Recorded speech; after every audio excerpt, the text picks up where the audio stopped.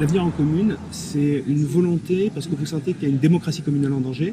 Est-ce que c'est un programme qui va vous permettre, un, d'appliquer l'avenir en commun, deux, de protéger la démocratie communale? Oui, je pense que vous avez raison, la commune est en danger.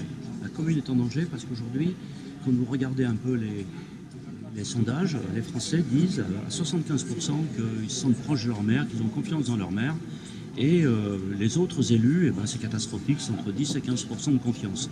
Ça signifie que la commune reste pour eux la cellule de base de la République. Et on voit qu'il y a toute une série de dispositifs qui se mettent en place pour éloigner les citoyens de la décision. Et la commune est le dernier lieu où ils ont vraiment une prise. Vous voyez, on n'est pas d'accord avec un maire, on le change, etc. Alors que vous n'êtes pas d'accord avec une directive européenne, comment vous faites pour le changer? Donc là, on a vraiment un lieu. Or, par toute une série de biais, par les transferts de compétences aux intercommunalités, par le poids qu'occupe la législation nationale et européenne, et ben, à la fin, le maire, il sera chargé de nourrir les chrysanthèmes, hein, puis c'est tout, et faire les mariages, voilà, c'est tout ce qu'il fera. Et il n'y aura plus de communes, il n'y aura plus de démocratie.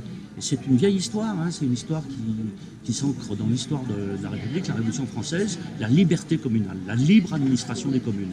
Donc ici, on a dit, ben voilà, aux amphis d'été, où les insoumis, les amis des insoumis viennent, étudient, regardent un peu tout ce qui se passe, il y a énormément d'ateliers.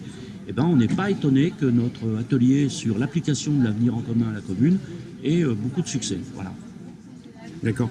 Votre expérience au sein d'un EPCI célèbre, le 3M, Montpellier Métropole, vous permet, vous avez dit tout à l'heure, il nous reste encore le permis de construire et l'idée court qu'on veuille nous l'enlever.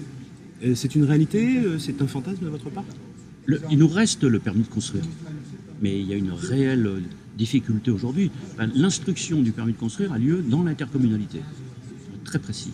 Et il vous reste la signature. Tout ce qui me reste, la signature. Donc, je peux ne pas signer. Alors à ce moment-là, celui qui présente son dossier va devant le tribunal administratif et m'attaque. Et il gagnera. Mais je peux gagner 5 ans. Et comme le temps, c'est de l'argent, le promoteur va dire, bon, il vaut mieux aller s'entendre avec le maire. Voilà. Et donc à ce moment-là, vous pouvez imposer les clauses sociales, vous pouvez imposer le nombre de logements sociaux, vous pouvez imposer des clauses environnementales. Il reste ce pouvoir aujourd'hui. Et j'ai une peur bleue que dans les cartons du gouvernement, parce qu'il y a certains intellectuels organiques, comme on dit, de la Macronie, hein, qui développent cette idée en disant oui, les maires, ils sont obligés de suivre ce que disent les populations, donc ils ne vont pas suivre, il faut leur imposer. Voilà, il faut l'imposer. En présentant aussi, en s'appuyant à ce moment-là sur les maires les plus indisciplinés en termes de logements sociaux, qui ne font pas le boulot. Mais si on n'a plus de permis de construire, on est cuit. Il n'y a plus de communes. Voilà. C'est ce que je pense. Là, vous avez mis en place à l'instant les ateliers. Qu'est-ce qui va se passer ensuite, Stéphanie? Vous allez donner la parole. Ils ont fait quoi? Une micro-expérience? Ce sont quoi? C'est ça? Ce sont des petites mairies en puissance et ils traitent l'avenir, c'est ça? Ils virtualisent l'avenir? C'est l'idée, en fait, c'est tout à fait ce qu'on veut mettre en place, c'est-à-dire travailler avec les gens. Donc là, c'est ce qu'on fait, c'est des petites mairies, c'est bien défini. Donc en fait, ils font chacun un exemple. Après, un rapporteur va venir nous dire ce qu'ils ont travaillé en commun. Et ça peut nous aider justement à avoir des idées pour la suite, parce que rien n'est figé. Et je veux justement construire avec tout le monde et avec les gens, et on a besoin de l'apport de chacun. Donc ça va aider, je pense, à tous les niveaux. D'accord.